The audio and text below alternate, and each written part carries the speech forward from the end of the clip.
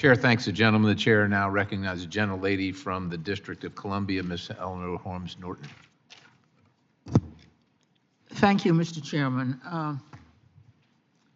Commissioner Dooms, it's good to have you back on Capitol Hill. You were one of my best Hill staffers, and I have worked with, so it's good to see you in this new role. Of course, we were sad to lose you. I want to discuss with you, Mr. Dooms, GSA's site selection process for the new FBI headquarters. But first, I want to discuss the future use of this site of the FBI's current headquarters here on Pennsylvania Avenue in my district.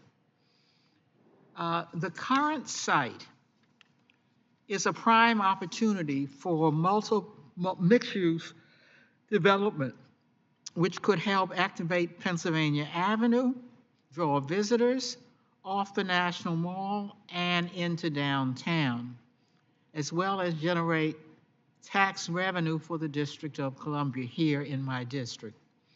What is GSA's plan for the current site after the FBI moves? And is GSA committed to working with the District of Columbia as it plans for the future use of the site? Thank you for that question, Congresswoman. I just want to be clear. GSA does have a plan for this site. We are working through it, and the commitment I'm willing to make here with you today is to work with your office as well as local District of Columbia officials about what that future use of that site might be.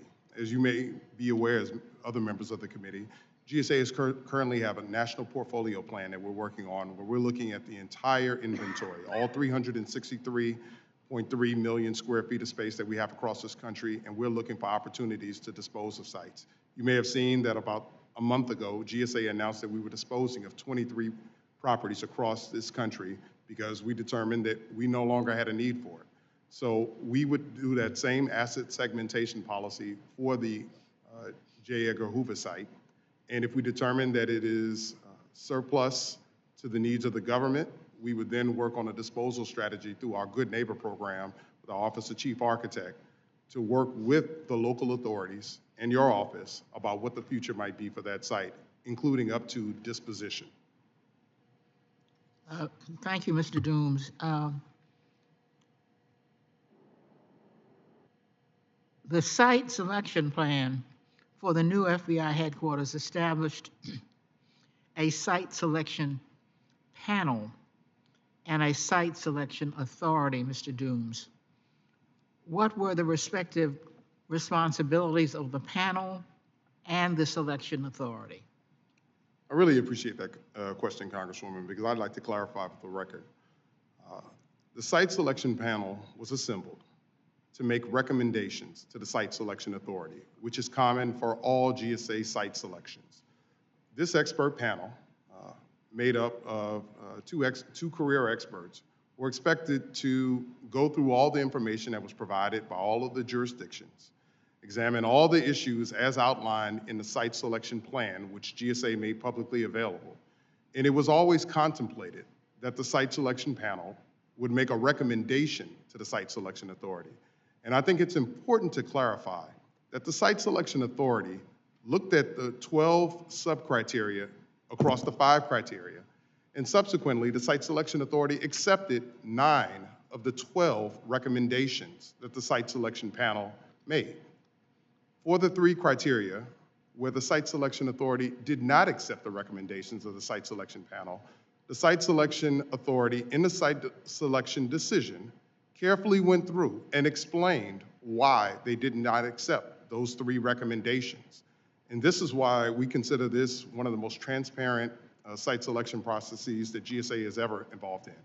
We have not typically released the site selection plan and the site selection criteria, or the detailed site selection decision, where we went through in a painstaking way, in a 40-page decision, explaining why the Site Selection Authority on 3 of the 12 recommendations that the Site Selection Panel made did not accept them. And the Site Selection Authority very clearly outlined that this was a close question.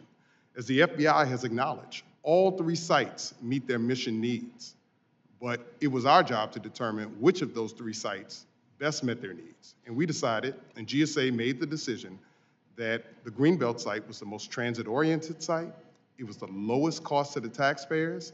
It advanced, the one that advanced the presidential directive on equity and sustainability the most, and also offered the most project certainty. And we thought those were all the reasons that the Greenbelt, Maryland site was the best site for taxpayers. Thank you. I yield back.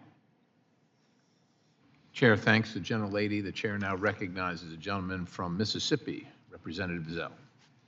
Thank you, Mr. Chairman. Mr. Dooms, I'd like to start with you.